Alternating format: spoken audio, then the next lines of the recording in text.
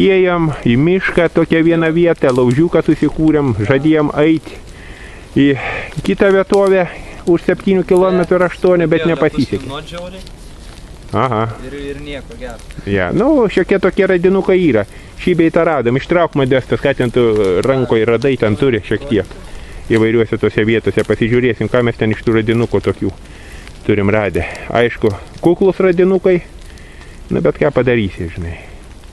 Oras labai lietus, apsiniaukė, ruduo, viskas. Jau kai sakoma, pabaiga visa.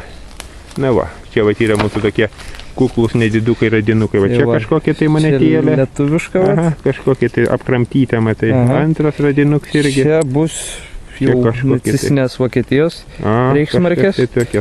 O čia jau sovietinės Rusijos. Sidabrinė tą, kur radom laukia tam koreidami. Visą tą. Ja.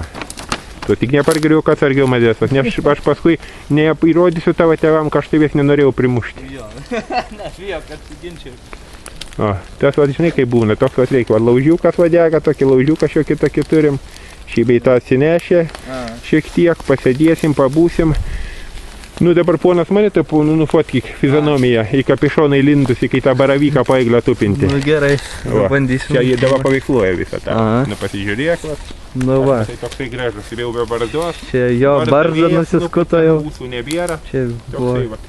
Su kapišonu toksai, žinai, nesusiraukęs, muštis nelendu, nesimušu, o toksai, va, paprastas. Čia, va, laužėlis irgi. Planavom vieną ekspediciją, o gavot kitą ekspediciją. Nu, aplankėm tą vietą, aikštelę, va, aplankėm, kur 1989 metais čia būdavo Vytautai Kumpė draugovės stovyklavės visas. Va, tą paveikslo po to pusė yra, va, tik apžėlų dabar paaugus tą aikštelę. Ten tolumoj beržas yra sodintas draugovės Kumpė. Matosi šiek tiek tas beržiukas į tą pusę tenai jau. Nu, kažkiek, nežinau. Nu, paskui galima būt prieiti, kada nors prie taip, aišku. Čia tokį vietą. Jo, miško tankmė. Lietus ir lietus. Blogas iš tikrųjų. Nu, tikimės gal ateity, gal prie mūsų ekspedicijų kas nors prisijungs. Gal atsiras norinčių, gal.